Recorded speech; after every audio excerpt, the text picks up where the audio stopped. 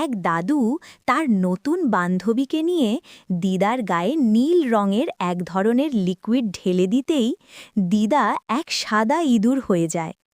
দাদু ও তার বান্ধবী দুজন মিলে ওই ইঁদুরটিকে একটা ঝুড়িতে ভর্তি করে পাহাড়ের ওপর থেকে নিচে ফেলে দেয় ও তারা দুজন আনন্দে নাচ করতে থাকে।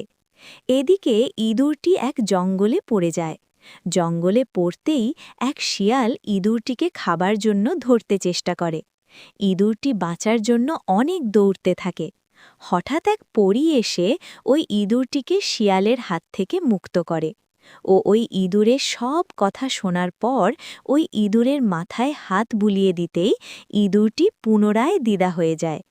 পরী দিদাকে হাত ধরে তুলে উপরে উড়তে উড়তে ওই দাদু ও তার নতুন বান্ধবীর কাছে পৌঁছে তাদের গায়ে এক ধরনের নীল লিকুইড ঢেলে দিতেই তারা দুজনই ইঁদুর হয়ে যায় ও দিদা অনেক আনন্দিত হয়।